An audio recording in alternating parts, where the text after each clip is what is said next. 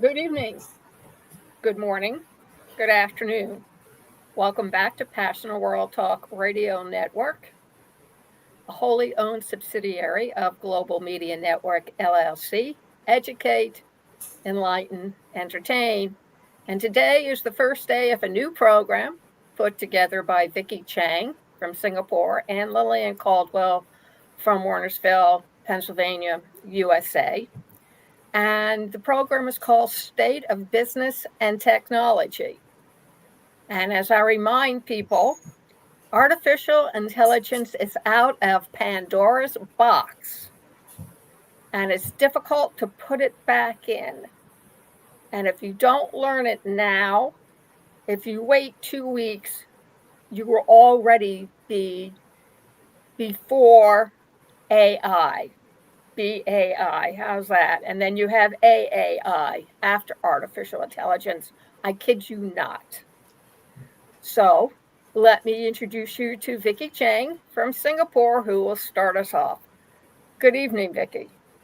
Hi, I'm Lillian. Thank you for the quick introduction. And if you're watching um, this show live on LinkedIn, you can find us on all major social media platforms, including digital radio, Passionate World Talk Radio, and eventually on my social media platform, the Platinum platform, and also YouTube. Talk about live. This is a new show, and I think it's so pertinent and urgent for all of us to keep ourselves abreast of the latest development in business and also technology, because we are at this cusp of a huge disruption. And as the CEO and founder of NVIDIA, the number one, the first $1 trillion company after SpaceX, that is owned by Elon Musk. He said, Mr.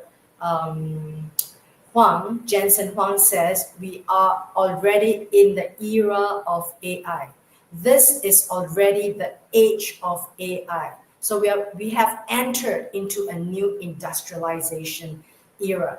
So this show, we're going to talk more about technology, digital technology, AI, crypto, fintech, blockchain, data, etc. There's so many new words that's coming out in the new English language dictionary. I call it the new technological lexical, which means vocabulary around in a new environment. Even the metaverse is a new word. So we want to keep up with all these technology, what they mean. It will be an educational experience for everyone, and we will not be able to dive too much into it, but hopefully, a lot of these reporting or commentary from Lillian and myself will trigger your interest for you to read more and research more on your own. So just to continue and echo what Lillian has said about AI. I have done the first interview on AI, artificial intelligence, with the founder and CEO of Video Space. And Video Space is the top and number one video search engine, which means that Google, when you search, you type a word, all the passages in text comes out. But it's very hard for you to search for video, right? In the World Wide Web. However, Video Space has already come up with the technology, has been refining itself in the last 6 years. It uses AI also. You are able to go and search for a video, and it gives you a lot of smart information. For example, in the speech that Obama has given, how many times did he say hope it will come out? And in this video, how many times did Donald Trump says disruption, economy, it's bad? How many times did the speech, the words the speaker has used, how many times? For example, these are some of the things that AI is capable of doing in a video search. And I'd like to find out the video on someone said something about life and death and going to heaven and hell, for example. I want to have all the videos there.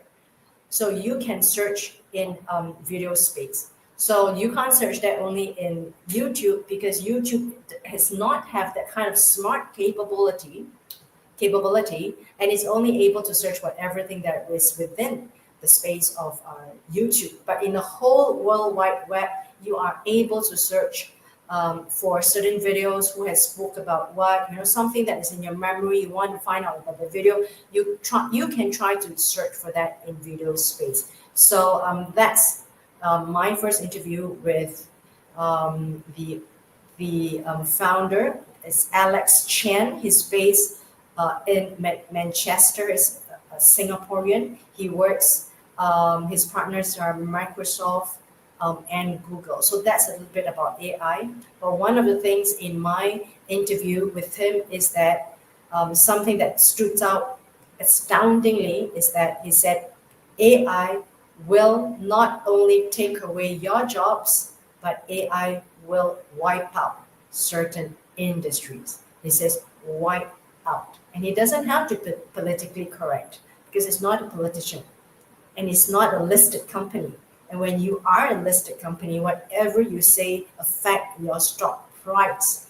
So a lot of the CEOs, when they're out there, they would paint a good picture of the future of their technology or their business. So be very wary of who are you listening to. Are you listening to a CEO or the board or the directors of a listed company, which tends to talk about something that's positive because they do not want their share price to dive, as opposed to someone's company that's not listed, that's not public.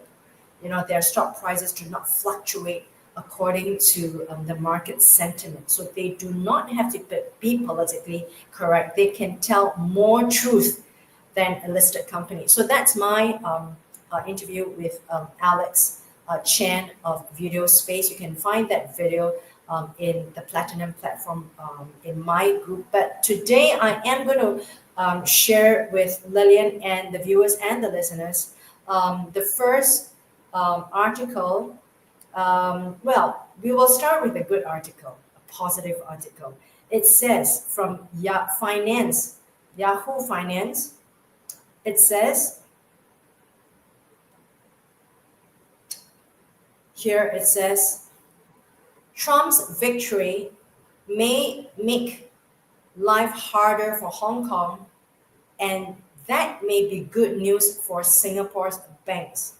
It goes to say, mere minutes after the Associated Press declared the U.S. presidential election for Donald Trump, Singapore's Prime Minister Lawrence Wong took to the social media platform X to offer his congratulations. He says, I look forward to taking our partnership to even greater heights. Singapore's Prime Minister official account posted, we hope to welcome you back to Singapore. Remember, Donald Trump was with Mr. Kim Jong-un when they shook hands in Singapore. That was in the year 2018, before the pandemic struck, and Singapore hosted both Donald Trump in Singapore, and Donald Trump stayed in a hotel called Shangri-La. That is just about 30 minutes from my home here. And Kim Jong-un stayed in another hotel just like a couple of kilometers away from his hotel. And all the security provided by the Singapore government to host them cost $20 million compliments from the Singapore taxpayers' pocket. They shook hands, but I'm not sure if anything positive came out of that. Let's see what's going to happen. But just to continue, that's a backdrop of what Mr. Lawrence Wong, the Prime Minister of Singapore, said. Hopefully, we can welcome President Trump back to Singapore.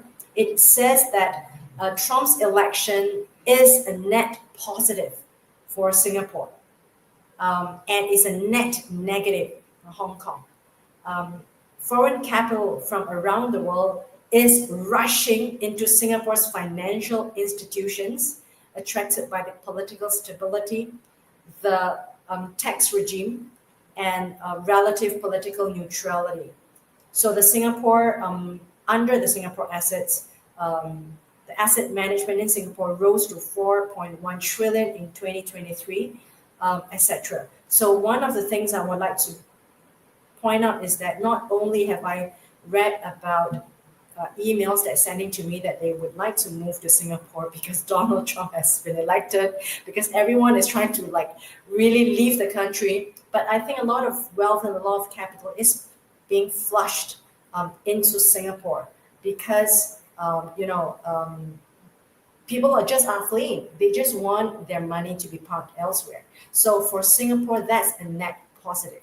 I do have another news, but I want to just be really quickly go to the second news.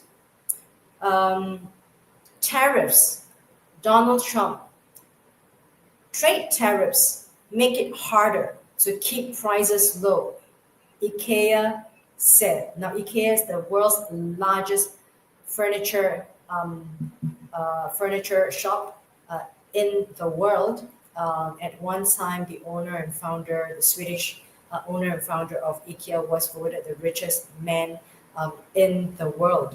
Why and what does it say? It says that Donald Trump has pledged big tariffs on imports from United States, three largest trading partners, Canada, Mexico, and China, causing concern among governments, companies whose supply chains depend on these countries. Now imagine if you have a tariff on China or Mexico, and it's about 25% that Donald Trump has actually announced a couple of days ago. It means that IKEA, which depends on the manufacturing and raw materials from China like timber, plastics, manufacturing, is going to go up 25% when they actually move and import into the US.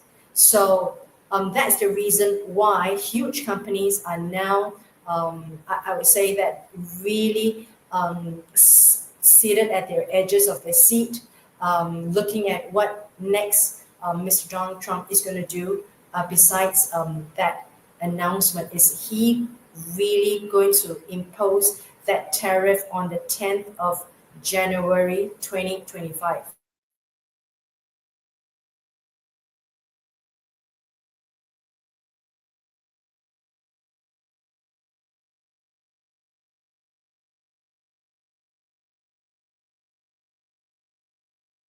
Lost our connection.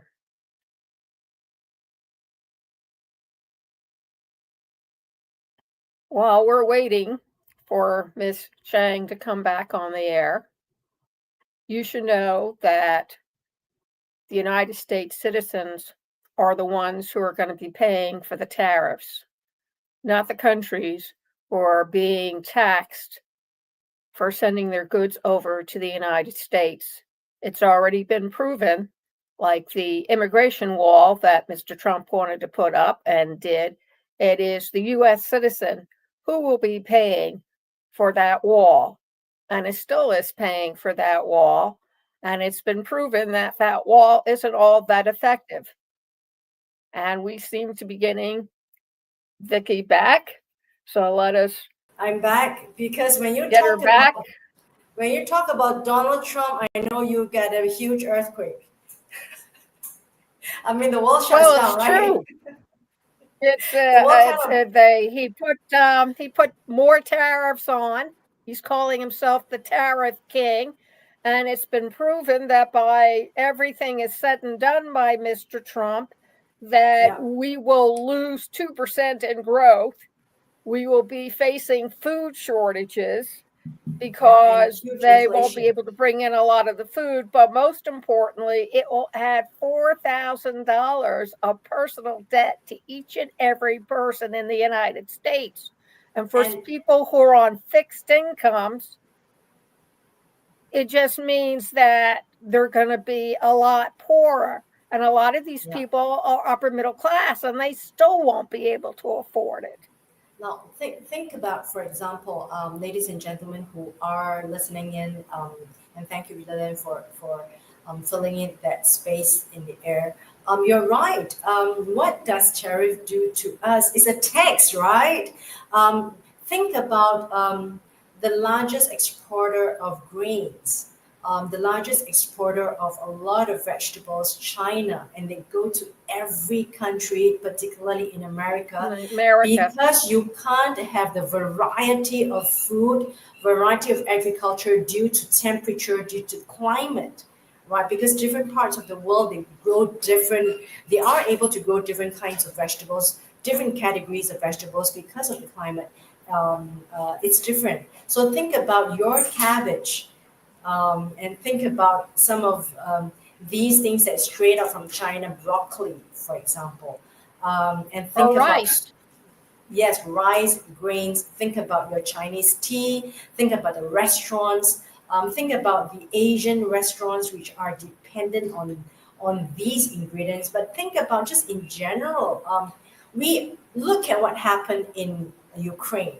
Now, Ukraine exports the world's 30% grains, and I only learned that when the war broke.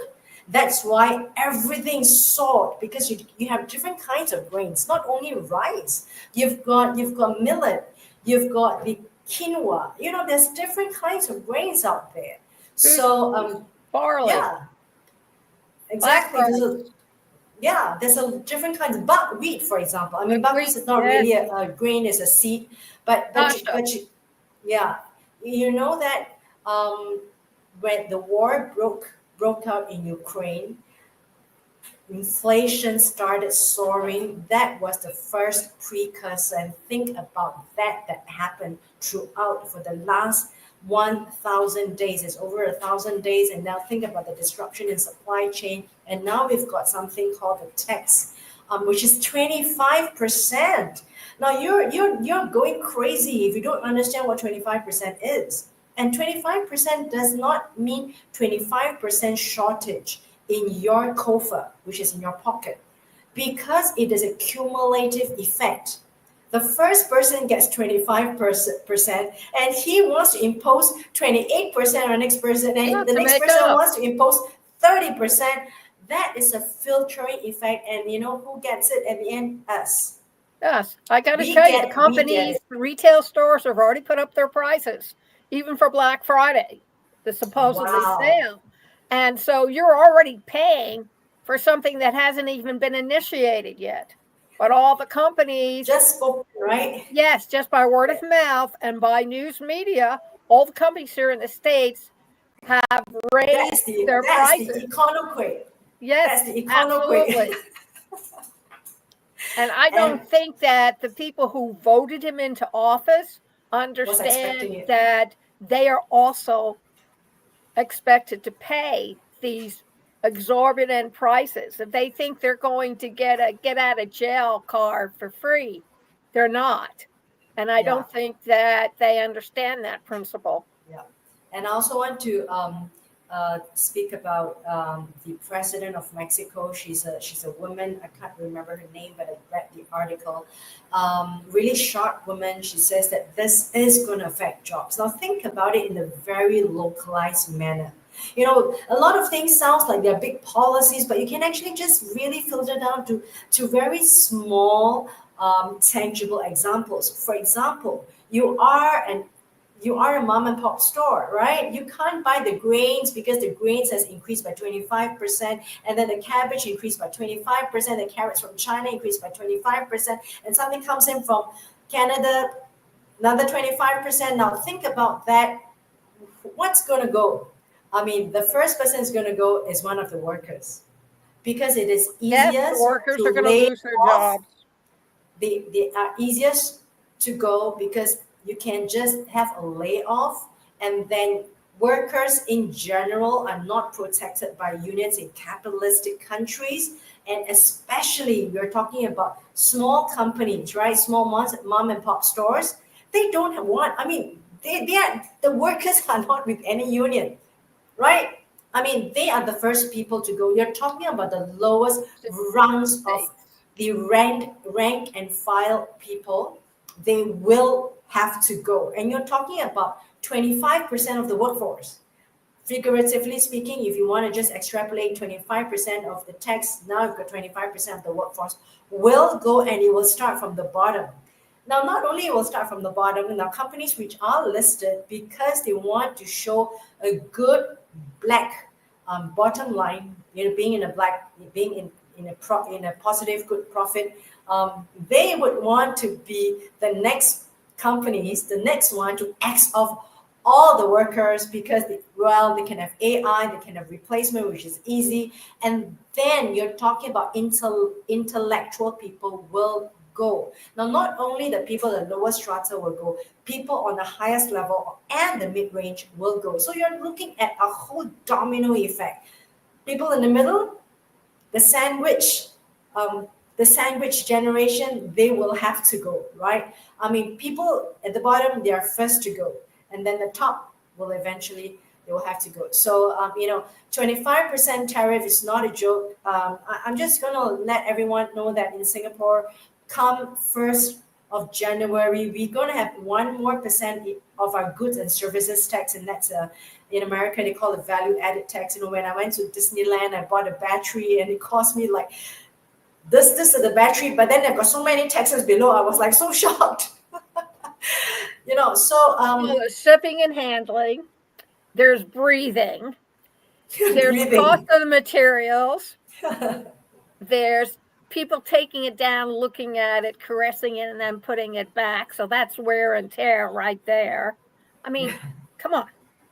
Yeah. If you sit long enough, you can think of some extra taxes to slap on the price too. But and we are now at the rate of 8% goods and services tax, and come 1st of January 2025, we will have 9% goods and services tax. And when you have a tax like that, like tariffs and goods and services tax, economists have shown it has a regressive effect on the people. And what does regressive effect mean?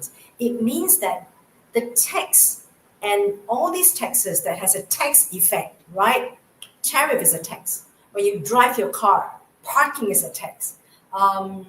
When you operate a business, for example, a rent has a tax effect, even though it's called rent, because even when you close your shop, you still got to pay, right? It's a worse effect than tax, because with or without business, you still tax. But tax has But let me just gonna even make it really, really simple for everyone. It has a regressive tax because the poorest people in a strata, in a whole pyramid strata of the population, the poorest people form the bottom part. Why? Because they're the masses, right? Then you've got the middle income, they've got the richest, and they've got the 1% and the 10% at the top. And when you go and buy food, right, you've only got $100 in your pocket. And when the tax increases to 25%, it means that $100, suddenly you're left with $75. But if you're rich and you've got $1 million and you're going to the supermarket and you buy and you've got $25, 25% tax, but you're still eating that same amount of food, right? So that has an effect on the people with the lower strata because they have a limited amount of disposable income for food, for livelihood, for living. So therefore, the tax effect on a smaller percentage of smaller pie, if you see that it is round, is a bigger effect. So this effect is more prominent for the poorest people because they've got least disposable income, and the tax they cannot run away. But you've got the richest person like Jeff Bezos who was able to afford a 500 million yacht. 25% tax on his food is not going to cost a lot. I mean, how much is he going to eat every day? He's going to eat maybe $1,000, $2,000. Okay, let's say he's going to eat like $10,000 of food. 25% on $10,000 of food for him is nothing, right? But for us, if we are taking on like $1,000 of disposable income on food, 25% on that is a lot of money to us. So therefore, any tax it has a regressive effect. Now, ladies and gentlemen, remind yourselves and educate your children because that's your vote. Any tax that is imposed on the general public has a higher effect on the people on the middle and the lower strata. And think about that. 1% of the stock market means billions and billions of dollars. Now think about if 1% is imposed on your value added tax or your services tax or your goods tax, right? Everyone feels the effect, and you don't know why you're feeling poor, because that has a good big effect, because it's wiping out billions of dollars every day off the market. And you, as the person who's at the bottom or in the middle, you are actually holding the burden that wipes out from the economy every day billions and billions of dollars that goes into the government coffer. So therefore, you don't know why you're feeling poor, for example, because in the larger picture of economics, you are the one who is contributing to the billions and billions of dollars that is going into the expenditure as a tax. And this tax is collected by the government every day. Now think about every expenditure everyone is paying every day. And every day, your neighbors, yourself, is paying an extra percent of the tax. And this extra percent of tax goes into the government coffer, and multiply that by 10 days. Multiply that by 100 days. Multiply that for 365 days. How much money is the government collecting? And they're not telling you. They're not even telling you. Right? And where does the money go? Oh, they say they're short of money, and they say that they're in debt, right? And they need to pump the next treasury bills and ask everyone to buy the government debt. Now, again, you're feeling poor because of taxes, inflation. Your disposable income is going down because the tax is on the burden of the poor and the middle income. That's why the poor and the middle income get crushed. You understand?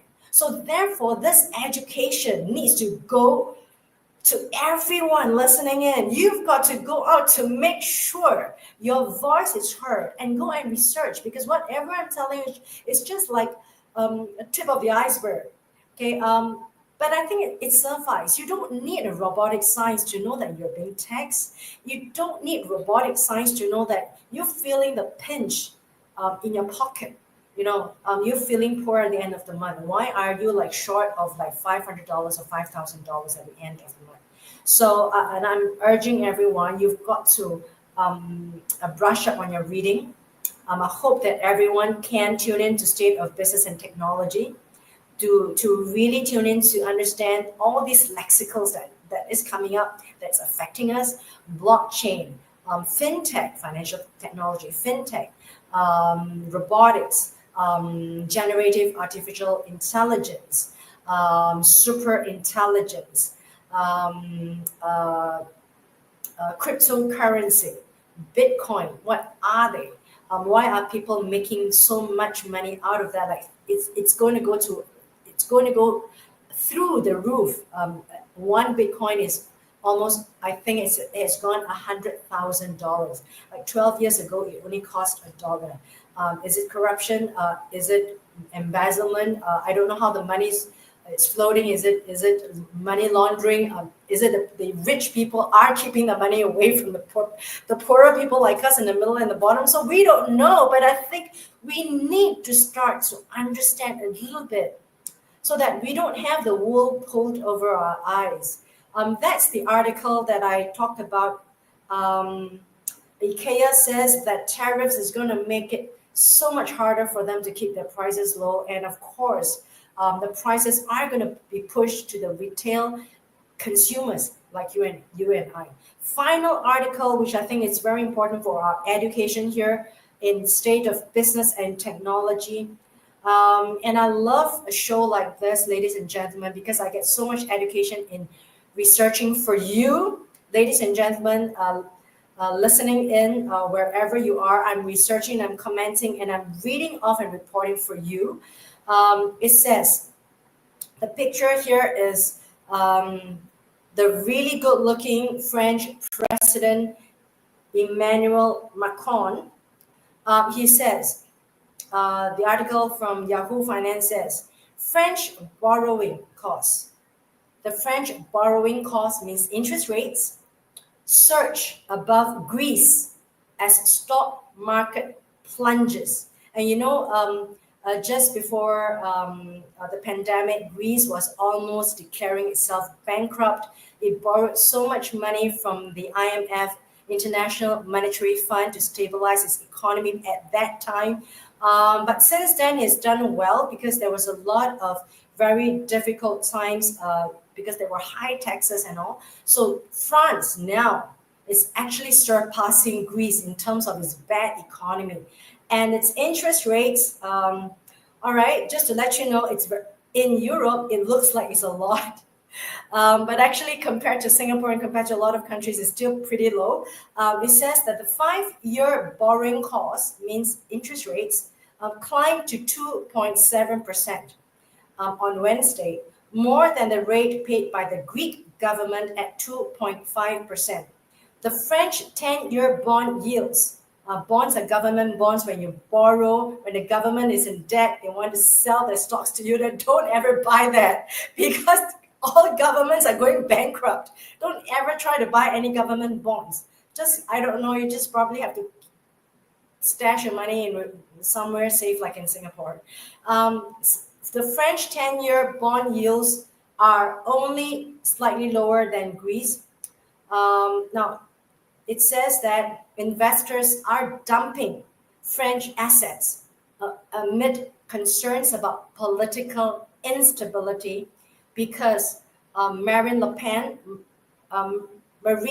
which is the French political party, which is a far-right party, is threatening to bring down the government because Macron's government is in the middle. You know And who it else also is says dumping assets? The Japanese and the Chinese are dumping American assets. They're getting rid of them at a fast pace.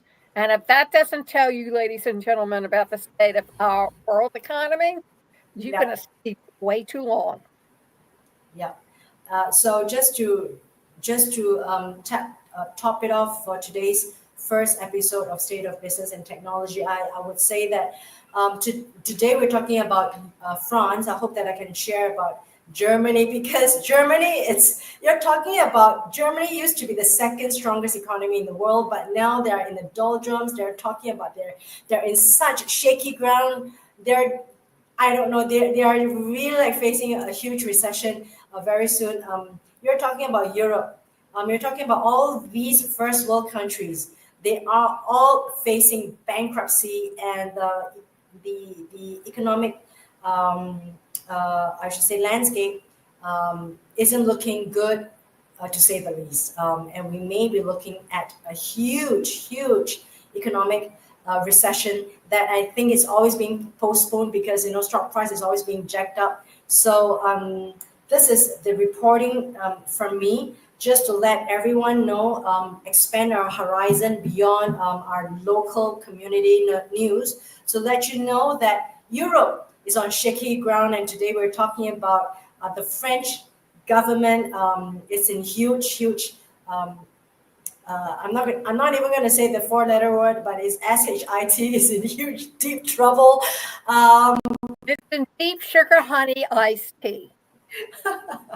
Wow. Okay. All right. So that's over to you, Lillian. I hope that today's reporting gives everyone an eye-opening experience. We talked about Donald Trump's tariff. It has an effect in this part of the world, Indo-Pacific, Hong Kong, and Singapore. How the world's capital market is going to move, and is already moving since he's announced president. You don't need to wait till 10th of January 2025, but the capital is already moving around the world. And look at Europe; it's in deep trouble right now. And of course, America, the Chinese and Japanese are owning a big part of the American debt. They are dumping it already. So over to you, Lillian. I just want to make one mention before we wrap it up. I'm not sure how they're doing over in the Western countries overseas, but in the United States, within the business and technology field, the current crop of young men and women who graduated from college and are now in the business market are being let go in huge numbers because they do not know how to communicate. They do not know how to speak. They do not know how to put a sentence together. When I was their age, after doing grammar diagrams all my life with nouns, verbs, adjectives, they don't have a clue. And because of this, the companies are firing them. And it's something for you to think about. It's not AI's fault. Although there was a study in Canada saying that most of the kids in high school and college have admitted that they are learning less because now they depend on AI. Let me remind you, AI is a combination of all the bright people in the world who have gotten together and put their knowledge together into AI. And instead of receiving it from a person, you're getting it from a machine. Something we've been writing about for the past 100 years. Science fiction, folks. Anyway, you should be forewarned that if, like anything else, Lenin called religion the opiate of the people. Well, move over religion. AI has now become the opiate of our generation. And if The something drug. isn't done soon, you're going to lose it. And can you afford to lose it? Because the only person you can blame is not that machine, it's you for remaining ignorant. So, Peter Pans of the world, grow up and accept your responsibility for yourself.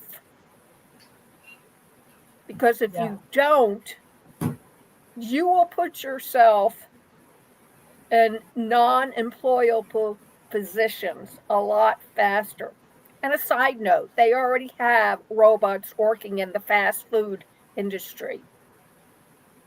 Just so you know, we need to wrap it up, folks. Thank you very much for joining us on our first episode of State of Business and Technology. You can see this program if you go over to passionworldtalkradio.com. Scroll down until you come to State of Current Affairs. Click on it. It'll take you to our web page. There is a Google link. Click on that, and it'll take you into the belly of the YouTube beast, and you can see this program along with State of Current Affairs. Every Monday and Tuesday, State of Current Affairs. Wednesday, State of Business and Technology. Something for you to think about because you will need to learn how to use everything that is available for you. As the saying goes, if you don't use it, you will lose it. But thank you very much for joining us this morning, this evening. Next time, take notes. Please forgive us for the technical difficulty with Viki disappearing and coming back on the screen. Just stick it out. Some things are worth waiting for. And a lot of this information, guess what? They're not going to tell you about it because they are fearful. So thank you very much for listening. Check out the obstacles of podcast training at educate.passionworldtalkradio.com. Check out the publishing company in Singapore that can help you write your memoirs and get it out. Contact us at pwrnetworkllc@gmail.com. Great Christmas gift, guys. And you can have it in time. There's still 5 more shopping days. Oh, weeks, excuse me. And also brought to you by MyFlex, that artificial intelligence program, one AI to rule them all, and in the bright of day, rule them. No excuses. AI with Lillian